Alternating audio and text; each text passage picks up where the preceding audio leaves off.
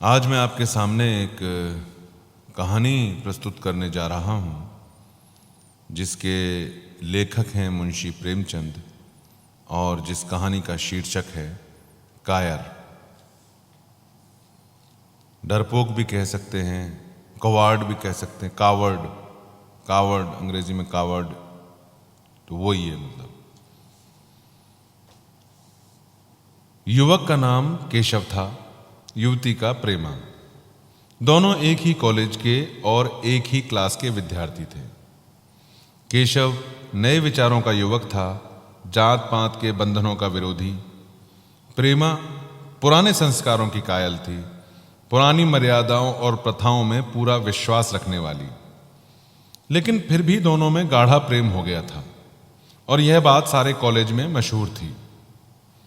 केशव ब्राह्मण होकर भी वैश्य कन्या से प्रेम विवाह करके अपना जीवन सार्थक करना चाहता था। उसे अपने माता पिता की परवाह न थी, कुल मर्यादा का विचार भी उसे स्वांग सा लगता था। उसके लिए सत्य कोई वस्तु थी तो प्रेम थी, किंतु प्रेमा के लिए माता पिता और कुल परिवार के आदेश के विरुद्ध एक कदम बढ़ाना भी असंभव था। संध्या का समय है। विक्टोरिया पार्क के एक निर्जन स्थान में दोनों आमने सामने हरियाली पर बैठे हुए हैं। सैर करने वाले एक एक करके विदा हो गए, किंतु ये दोनों अभी भी वहीं बैठे हुए हैं। उनमें एक ऐसा प्रसंग छिड़ा हुआ है जो किसी तरह समाप्त ही नहीं होता। केशव ने झुंझलाकर कहा, इसका अर्थ है कि तुम्हें मेरी परवाह नहीं है? प्रेमा ने उसको शांत करने की चेष्टा करके कहा, तुम मेरे साथ अन्याय कर रहे हो केशव। मैं इस विषय को माता पिता के सामने कैसे छेड़ूं, यह मेरी समझ में नहीं आता। अरे वे लोग पुरानी रूढ़ियों के भक्त हैं। मेरी तरफ से कोई ऐसी बात सुनकर मन में जो शंकाएं होंगी उसकी तुम कल्पना कर सकते हो? केशव ने उग्र भाव से पूछा, तो तुम भी उन्हीं की तरह पुरानी रूढ़ियों की गुलाम हो? प्रेमा ने अपनी बड़ी बड़ी आंखों में मृदु स्नेह भरकर कहा, नहीं, मैं उनकी गुलाम नहीं हूं, लेकिन माता पिता की इच्छा मेरे लिए और सब चीजों से अधिक मान्य है। तुम्हारा व्यक्तित्व तो कुछ नहीं, ऐसा ही समझ लो। मैं तो समझता था कि ये ढकोसले मूर्खों के लिए ही हैं, लेकिन अब मालूम हुआ कि तुम जैसी विदुषियां भी उनकी पूजा करती हैं। जब मैं तुम्हारे लिए संसार को छोड़ने पर तैयार हूं तो तुमसे भी यही आशा करता हूं। प्रेमा ने मन में सोचा, मेरा अपनी देह पर क्या अधिकार है? जिन माता पिता ने अपने रक्त से मेरी सृष्टि की है और अपने स्नेह से उसे पाला है, उनकी मर्जी के खिलाफ कोई काम करने का उसे कोई हक नहीं। उसने दीनता के साथ केशव से कहा, क्या प्रेम केवल स्त्री और पुरुष के रूप में ही रह सकता है, मैत्री के रूप में नहीं? मैं तो आत्मा का बंधन समझती हूं। केशव ने कठोर भाव से कहा, इन दार्शनिक विचारों से तुम मुझे पागल कर दोगी प्रेमा। बस इतना ही समझ लो, मैं निराश होकर जिंदा नहीं रह सकता। मैं प्रत्यक्षवादी हूं और कल्पनाओं के संसार में प्रत्यक्ष का आनंद उठाना मेरे लिए असंभव है। यह कहकर उसने प्रेमा का हाथ पकड़कर अपनी ओर खींचने की चेष्टा की। प्रेमा ने झटके से हाथ छुड़ा लिया और बोली, नहीं केशव, मैं कह चुकी हूं कि मैं स्वतंत्र नहीं हूं। तुम मुझसे वह चीज न मांगो जिस पर मेरा कोई अधिकार नहीं। केशव को अगर प्रेमा ने कठोर शब्द कहे होते तो उसे इतना दुख न हुआ होता। एक क्षण तक वह मन मारे बैठा रहा, फिर उठकर निराशा भरे स्वर में बोला, जैसी तुम्हारी मर्जी, और आहिस्ता आहिस्ता कदम उठाता हुआ वहां से चला गया। प्रेमा अब भी वहीं बैठी आंसू बहाती रही। रात को भोजन करके प्रेमा जब अपनी मां के साथ लेटी तो उसकी आंखों में नींद न थी। केशव ने उसे एक ऐसी बात कह दी थी जो चंचल पानी में पड़ने वाली छाया की तरह उसके दिल पर छाई हुई थी। प्रतिक्षण उसका रूप बदलता रहता था। वह उसे स्थिर न कर सकती थी। माता से इस विषय में कुछ कहे तो कैसे? लज्जा मुंह बंद कर लेती थी। उसने सोचा, अगर केशव के साथ मेरा विवाह न हुआ तो उस समय मेरा क्या कर्तव्य होगा। अगर केशव ने कुछ उद्दंडता कर डाली तो मेरे लिए संसार में फिर क्या रह जाएगा। लेकिन मेरा बस ही क्या है। इन भांति भांति के विचारों में एक बात जो उसके मन में निश्चित हुई वह यह थी कि वह केशव के सिवा और किसी से विवाह न करेगी। उसकी माता ने पूछा, क्या तुझे अब तक नींद न आई? मैंने तुझसे कितनी बार कहा है कि थोड़ा बहुत घर का कामकाज कर लिया कर, लेकिन तुझे किताबों से ही फुर्सत नहीं मिलती। अरे 4 दिन में तू पराए घर चली जाएगी, फिर जाने कौन कैसा घर मिले। अगर कुछ काम करने की आदत ना रही तो निवाह कैसे होगा। प्रेमा ने भोलेपन से कहा, मैं पराए घर जाऊंगी ही क्यों। माता ने मुस्कुराकर कहा, लड़कियों के लिए यही तो सबसे बड़ी विपत्ति है बेटी। माँ बाप की गोद में पलकर ज्यों ही सयानी हुई दूसरों की हो जाती है। अगर अच्छे प्राणी मिले तो जीवन आराम से कट गया, नहीं तो रो रो कर दिन काटना पड़ा। अब सब कुछ भाग्य के अधीन ही है। अपनी बिरादरी में तो मुझे कोई घर नहीं भाता, कहीं लड़कियों का आदर नहीं, लेकिन करना तो बिरादरी में ही पड़ेगा। न जाने जात पात का बंधन कब टूटेगा। प्रेमा डरते डरते बोली, कहीं कहीं तो बिरादरी के बाहर भी विवाह होने लगे हैं। उसने कहने को कह दिया, लेकिन उसका हृदय कांप रहा था कि माताजी कुछ भांप ना जाएं। माता ने विस्मय के साथ पूछा, अच्छा, क्या हिंदुओं में ऐसा हुआ है? फिर उसने अपने आप ही उस प्रश्न का जवाब भी दे दिया, और 2-4 ऐसा हो भी गया हो तो ऐसा उससे क्या होता है। प्रेमा ने इसका कुछ जवाब ना दिया। भय हुआ कि माता कहीं उसका आशय न समझ जाएं। उसका भविष्य एक अंधेरी खाई की तरह उसके सामने मुंह खोले खड़ा था, मानो उसे निगल जाएगा। उसे न जाने कब नींद आ गई। प्रातःकाल प्रेमा सोकर उठी तो उसके मन में एक विचित्र साहस का उदय हो गया था। सभी महत्वपूर्ण फैसले हम आकस्मिक रूप से कर लिया करते हैं, मानो कोई दैवीय शक्ति हमें उनकी ओर खींच ले जाती है। वही हालत प्रेमा की थी। कल तक वह माता पिता के निर्णय को मान्य समझती थी, पर संकट को सामने देखकर उसमें उस वायु की हिम्मत पैदा हो गई थी जिसके सामने कोई पर्वत आ गया हो। वही मंदवायु प्रबल वेग से पर्वत के मस्तक पर चढ़ जाती है और उसे कुचलती हुई दूसरी तरफ जा पहुंचती है। प्रेमा मन में सोच रही थी, माना यह देह माता पिता की है, किंतु आत्मा तो मेरी है। मेरी आत्मा को जो कुछ भुगतना पड़ेगा वो इसी देह से तो भुगतना पड़ेगा। अब वह इस विषय में संकोच करना अनुचित ही नहीं, घातक समझ रही थी। अपने जीवन को क्यों एक झूठे सम्मान पर बलिदान करे। उसने सोचा, विवाह का आधार अगर प्रेम ना हो तो देह का विक्रय है। आत्मसमर्पण क्या बिना प्रेम के भी हो सकता है। इस कल्पना से ही न जाने किस अपरिचित युवक का उससे विवाह हो जाएगा, उसका हृदय विद्रोह कर उठा। वह अभी नाश्ता करके कुछ पढ़ने जा रही थी कि उसके पिता ने प्यार से पुकारा, मैं कल तुम्हारे प्रिंसिपल के पास गया था, वो तुम्हारी बड़ी तारीफ कर रहे थे। प्रेमा ने सरल भाव से कहा, हाँ आप तो यूं ही कहा करते हैं पिताजी। नहीं नहीं, सच कह रहा हूं। यह कहते हुए उन्होंने अपनी मेज की दराज खोली और मखमली चौखटों में जड़ी हुई एक तस्वीर निकालकर उसे दिखाते हुए बोले, यह लड़का ICS के इम्तिहान में प्रथम आया है, इसका नाम तो तुमने सुना ही होगा। बूढ़े पिता ने ऐसी भूमिका बांध दी थी कि प्रेमा उनका आशय न समझ सके, लेकिन प्रेमा भांप गई। उसका मन तीर की भांति लक्ष्य पर जा पहुंचा। उसने बिना तस्वीर की ओर देखे ही कहा, नहीं, मैंने तो उसका नाम नहीं सुना। पिता ने बनावटी आश्चर्य से कहा, क्या तुमने उसका नाम नहीं सुना? अरे आज के दैनिक पत्र में उसका चित्र और जीवन वृत्तांत छपा है। प्रेमा ने रुखाई से जवाब दिया, होगा, मगर मैं तो उस परीक्षा का कोई महत्व नहीं समझती। मैं तो समझती हूं कि जो लोग इस परीक्षा में बैठते हैं वो पल्ले सिरे के स्वार्थी होते हैं। आखिर उनका उद्देश्य इसके सिवा और होता ही क्या है कि अपने गरीब निर्धन दलित भाइयों पर शासन करें और खूब धन संचय करें। यह तो जीवन का कोई ऊंचा उद्देश्य नहीं है पिताजी। इस आपत्ति में जलन थी, अन्याय था, निर्दयता थी। पिताजी ने समझा था प्रेमा यह बात सुनकर लट्टू हो जाएगी। यह जवाब सुनकर तीखे स्वर में बोले, तू तो ऐसी बातें कर रही है जैसे तेरे लिए धन और अधिकार का कोई मूल्य ही नहीं है। प्रेमा ने ढिठाई से कहा, हां तो इसका मूल्य मैं नहीं समझती। मैं तो आदमी में त्याग देखती हूं। मैं ऐसे युवकों को जानती हूं जिन्हें यह पद जबरदस्ती भी दिया जाए तो वह स्वीकार न करेंगे।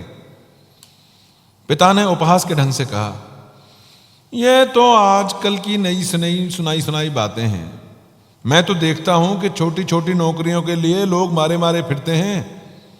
मैं जरा उस लड़के की सूरत देखना चाहता हूं जिसमें इतना त्याग हो, भाई मैं तो उसकी पूजा करूंगा। शायद किसी दूसरे अवसर पर यह शब्द सुनकर प्रेमा लज्जा से सर झुका लेती, पर इस समय उसकी दशा उस सिपाही की सी थी जिसके पीछे गहरी खाई हो और आगे बढ़ने के सिवा उसके लिए और कोई मार्ग न था। अपने आवेश को संयम से दबाती हुई, आंखों में विद्रोह भरे वह अपने कमरे में गई और केशव के कई चित्रों में से एक चित्र चुनकर वह लाई जो उसकी निगाह में सबसे खराब था और पिता के सामने रख दिया।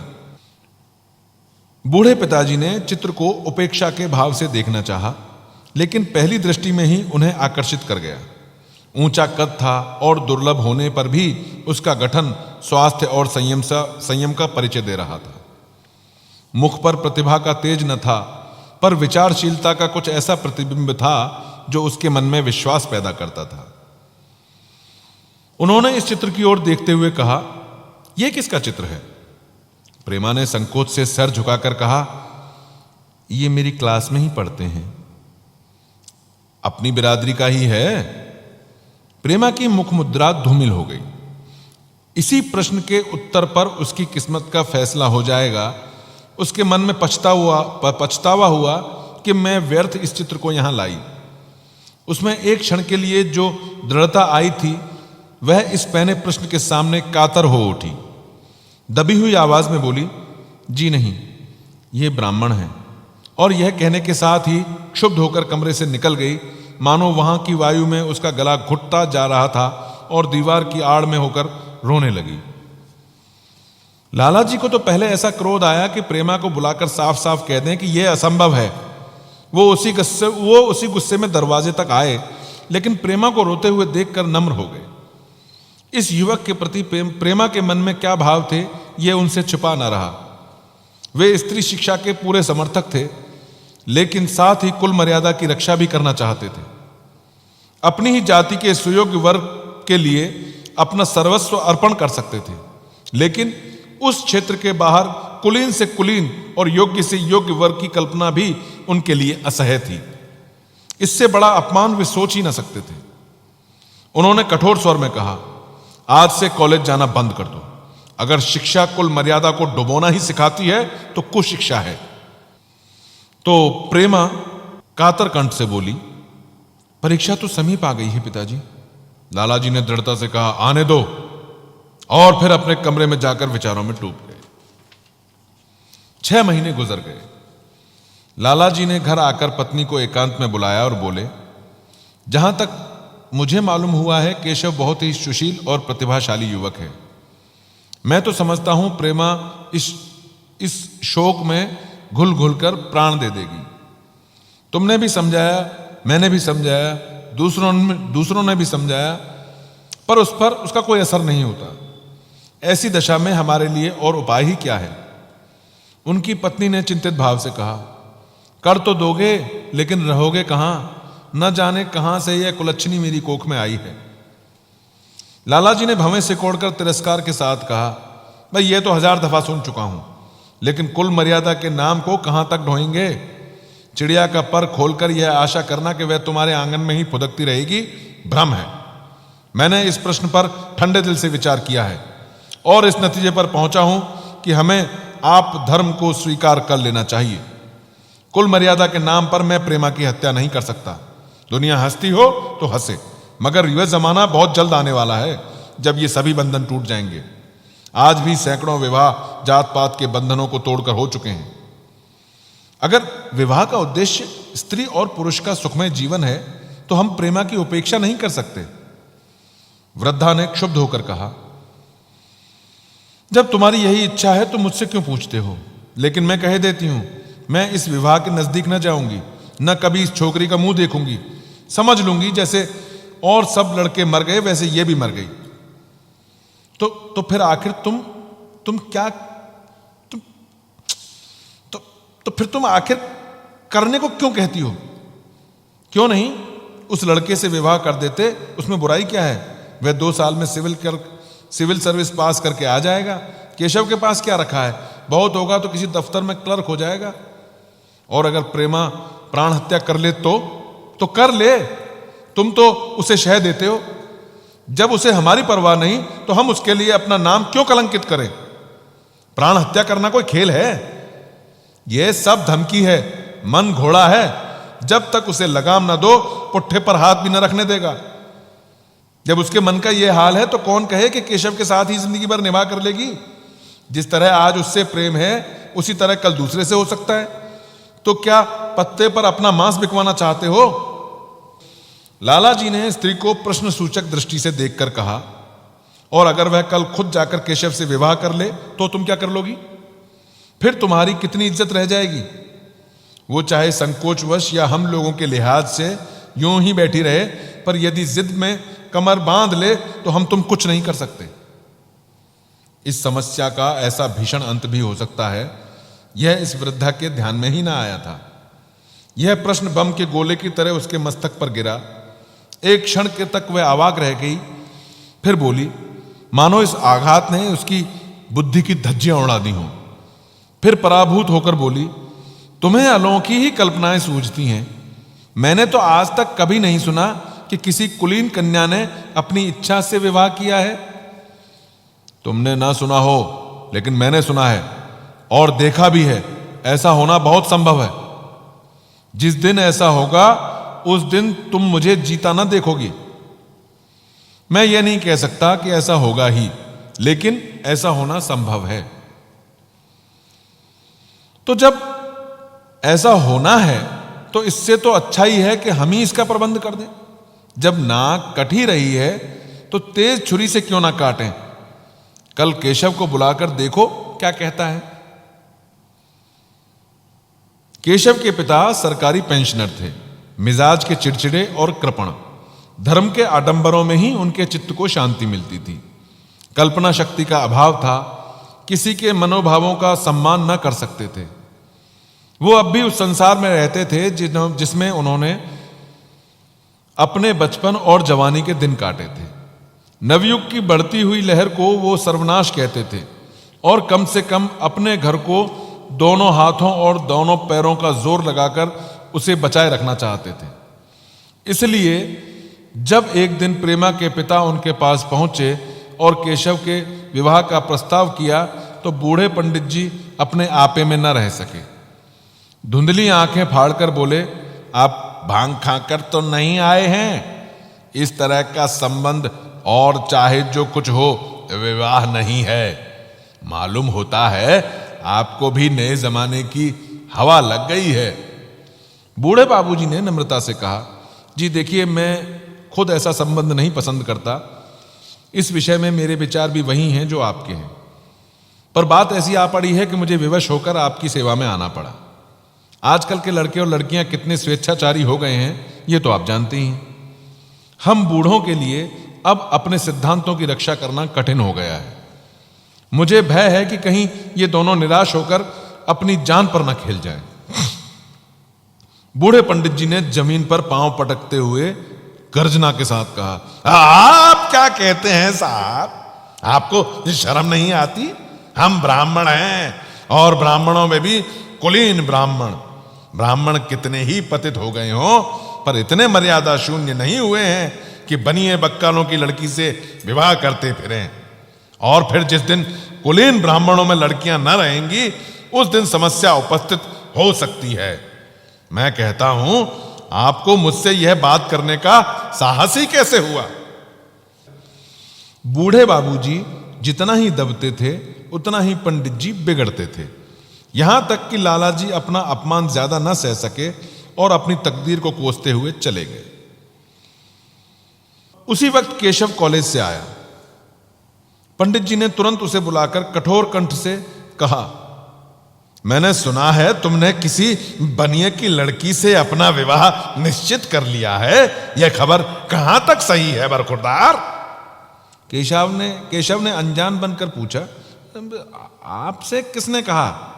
अब किसी ने कहा तो मैं पूछता हूं यह ठीक है या नहीं, और अगर ठीक है तो तुमने अपनी मर्यादाओं को डुबाने का निश्चय कर लिया है क्या? तो तुम्हारे लिए हमारे घर में कोई स्थान नहीं है। तुम्हें मेरी कमाई का एक धेला भी नहीं मिलता, और मेरे पास जो कुछ है वह मेरी अपनी कमाई है। मुझे इख्तियार है कि मैं उसे जिसे चाहे दे दूं। तुम यह अनीति करके मेरे घर में कदम नहीं रख सकते। केशव पिता के स्वभाव से परिचित था। प्रेमा से उसे प्रेम था। वह गुप्त रूप से प्रेम विवाह कर लेना चाहता था। बाप हमेशा तो बैठे रहेंगे नहीं। माता पिता के स्नेह पर उसे विश्वास था। उस प्रेम की तरंग में वह सारे कष्टों को झेलने के लिए तैयार मालूम होता था। लेकिन जैसे कोई कायर सिपाही बंदूक के सामने जाकर हिम्मत खो बैठता है और कदम पीछे हटा लेता है, वही दशा केशव की हुई। वह साधारण युवकों की तरह सिद्धांतों के लिए बड़े बड़े तर्क कर सकता था। जुबान से उसमें अपनी भक्ति की दुहाई दे सकता था, लेकिन उसके लिए यातनाएं झेलने का सामर्थ्य उसमें न था। अगर वह अपनी जिद पर अड़ा और पिता ने भी अपनी टेक रखी तो उसका कहां ठिकाना लगेगा? यह जीवन ही नष्ट हो जाएगा। उसने दबी जबान से कहा, जिसने आपसे कहा है झूठ कहा है। पंडित जी ने तीव्र नेत्रों से देखकर कहा, तो यह खबर बिल्कुल गलत है। जी हां, बिल्कुल गलत। तो तुम आज ही उस बनिए के बच्चे को खत लिख दो, और याद रखो कि अगर इस तरह की चर्चा फिर उठी तो मैं तुम्हारा सबसे बड़ा शत्रु होऊंगा। बस जाओ यहां से। केशव कुछ ना कह सका और वहां से चला। जब वो वहां से चला तो ऐसा मालूम होता था कि उसके पैरों में दम नहीं। दूसरे दिन प्रेमा ने केशव के नाम यह पत्र लिखा, प्रिय केशव, तुम्हारे पूज्य पिताजी ने लाला जी के साथ जो अशिष्ट और अपमानजनक व्यवहार किया है, उसका हाल सुनकर मेरे मन में बड़ी शंका उत्पन्न हो रही है। शायद उन्होंने तुम्हें भी डांट फटकार बताई होगी। ऐसी दशा में मैं तुम्हारा निश्चय सुनने के लिए विकल हो रही हूं। तुम्हारे साथ हर तरह का कष्ट झेलने को तैयार हूं। मुझे तुम्हारे पिताजी की संपत्ति का मोह नहीं है। मैं तो तुम्हारा प्रेम चाहती हूं और उसी में प्रसन्न हूं। आज शाम को यहीं आकर भोजन करो। दादा और मां दोनों तुमसे मिलने के लिए बहुत इच्छुक हैं। मैं वह स्वप्न देखने में मग्न हूं जब हम दोनों उस सूत्र में बंध जाएंगे जो टूटना नहीं जानता, जो बड़ी से बड़ी आपत्ति में भी अटूट रहता है। तुम्हारी प्रेमा।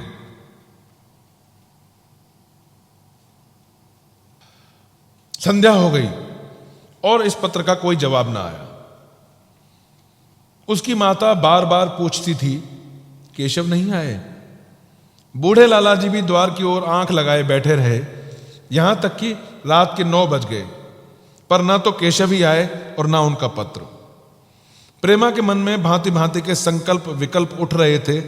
कदाचित उन्हें पत्र लिखने का अवकाश ना मिला होगा, या आज आने की फुर्सत ना मिली होगी। कल अवश्य आ जाएंगे।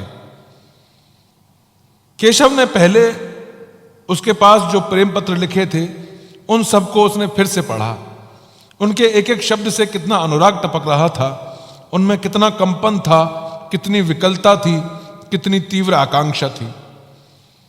फिर उसे केशव के वे वाक्य याद आए जो उसने सैकड़ों ही बार कहे थे। कितनी बार वह उसके सामने रोया था। इतने प्रमाणों के होते हुए निराशा के लिए कहां स्थान था। मगर फिर भी सारी रात उसका मन जैसे सूली पर टंगा रहा। प्रातःकाल केशव का जवाब आया। प्रेमा ने कांपते हुए हाथों से पत्र लेकर पढ़ा। पत्र हाथ से गिर गया। ऐसा जान पड़ा मानो उसकी देह का रक्त स्थिर हो गया हो। लिखा था, मैं बड़े संकट में हूं। मैं तुम्हें क्या जवाब दूं?